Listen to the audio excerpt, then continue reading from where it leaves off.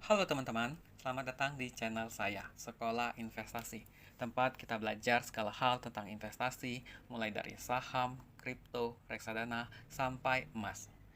Di video kali ini, saya akan membahas saham IPO Coin, yaitu perusahaan berbasis kripto pertama yang resmi melantai di Bursa Efek Indonesia. Apa saja peluangnya, apa risikonya, dan kenapa ini bisa jadi tonggak penting bagi masa depan investasi digital Indonesia? Yuk, kita kupas sampai tuntas. Oke, profil koin.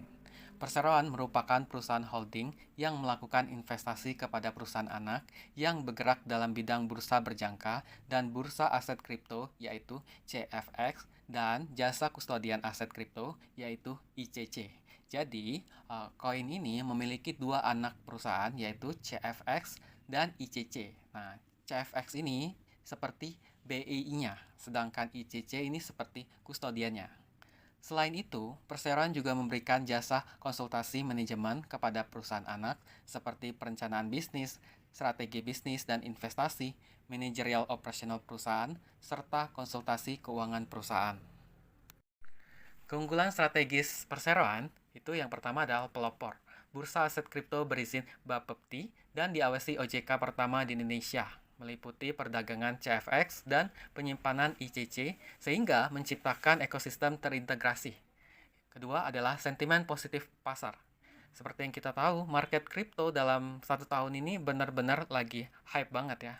Sehingga ini menjadi sentimen positif untuk saham koin tersendiri.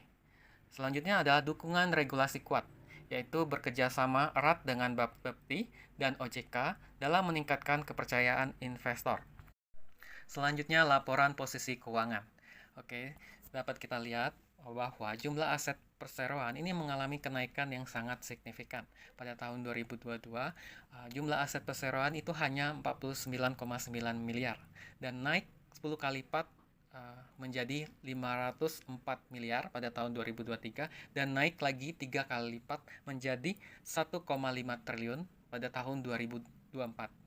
Nah, selain itu kita juga bisa lihat kalau jumlah ekuitas perseroan ini juga menaik sangat signifikan ya. Dari awalnya 49,9 miliar itu naik sampai 1,29 triliun pada tahun 2024. Sayangnya kenaikan dari ekuitas dan aset perseroan itu bukan dikarenakan dari laba perseroan yang naik signifikan ya, melainkan karena adanya penambahan modal dan juga restrukturasi aset ya. Hal ini sangat wajar ya bagi perusahaan yang mau IPO ya. Selanjutnya laporan laba rugi perseroan. Dapat kita lihat kalau kinerja perseroan pada tahun 2024 ini sangat bagus ya. Hal ini bisa dilihat dari laba perseroan ya. Selama sempat 2 tahun rugi, perseroan akhirnya mampu menciptakan laba sebesar 42,9 miliar pada tahun 2024. Hal ini dikarenakan perseroan mampu meningkatkan pendapatan perseroan ya, yang awalnya cuma 36 juta pada tahun 2023 bisa naik hingga 101 miliar pada tahun 2024. Tentunya kita berharap pada tahun ini laba perseroan bisa semakin tinggi lagi. Oke, untuk dividen, ini manajemen atau perseroan itu berencana membagikan dividen sampai sebanyak-banyaknya 70% dari laba tahun berjalan pada tahun 2026 ya. Oke, untuk dividennya termasuk gede ya, 70%. Selanjutnya penawaran umum perdana saham. Sebanyak-banyaknya 2 miliar 205 juta 882.400 saham atau mewakili sebanyak-banyaknya 15% dari modal ditempatkan dan di store penuh yang akan ditawarkan kepada masyarakat dengan harga berkisar antara 100 sampai 105 rupiah, sehingga dana dalam penawaran umum ini akan mendapatkan sebanyak-banyaknya sebesar 231 miliar 617 juta 652.000 rupiah. Rencananya, dana IPO ini akan digunakan sebagai berikut. Sekitar 85% akan diberikan kepada perusahaan anak, yaitu CFX, dalam bentuk penyertaan modal yang akan digunakan untuk modal kerja. Dan sisanya akan diberikan kepada perusahaan anak, yaitu ICC, dalam bentuk penyertaan modal yang akan digunakan untuk modal kerja atas kegiatan operasional.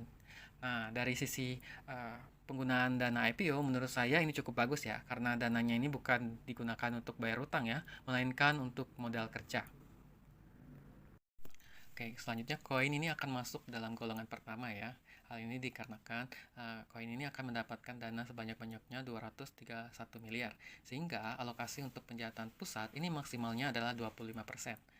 Maka setelah kita hitung-hitung, maka jumlah polling atau alokasi pusat ini sebanyak-banyaknya adalah 5.514.706 lot. Sehingga setelah kita hitung-hitung, maka penjahatan retail itu sebanyak 1.838.235 lot. Sehingga kalau misalnya antrian pesanannya hingga 200.000 orang, maka bisa dipastikan penjahatan retail ini bakal dipukul rata. Sedangkan untuk penjahatan bukan retail ini alokasinya sebesar 3.676.471 lot. Selanjutnya kita akan menghitung valuasi dari koin. Untuk harga 100 sampai 105, maka kita dapat lihat valuasi koin adalah sebagai berikut ya. Kalau menurut saya sendiri ini valuasinya masih cukup standar ya, PI 33,6 kali sampai 35,3 kali ini masih standar. Sedangkan dari sisi PBV ini cukup murah ya, dari 0,97 kali sampai 1,01 kali ini cenderung murah. Tapi teman-teman harus ingat juga ya, kenapa PBV-nya bisa murah itu karena perseroan melakukan restrukturasi aset ya sebelum IPO ya, makanya PBV-nya jadi murah ya. Oke, underwriter yang mengawal IPO koin ini adalah Ciptadana Sekuritas. Kalau kita lihat dari track record KI dalam mengawal IPO ini sangat-sangat bagus ya. Kita bisa dari 5 saham terakhir yang dikawal KI. Ini semuanya berada di zona hijau ya. Bahkan ALLI ini 2 kali arah, OMED 2 kali arah, dan MTMH ini 2 kali arah. Apakah koin bakal 2 kali arah juga?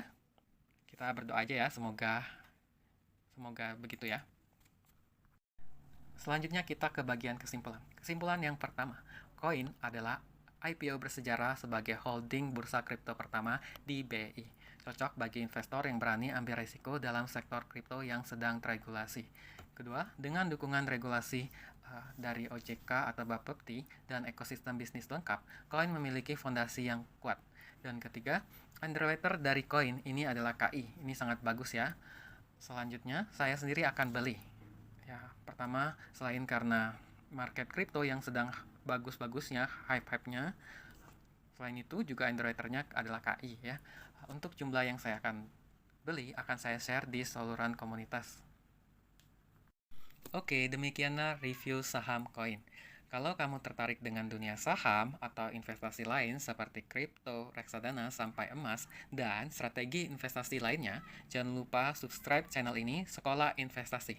Sampai jumpa di video selanjutnya. Bye!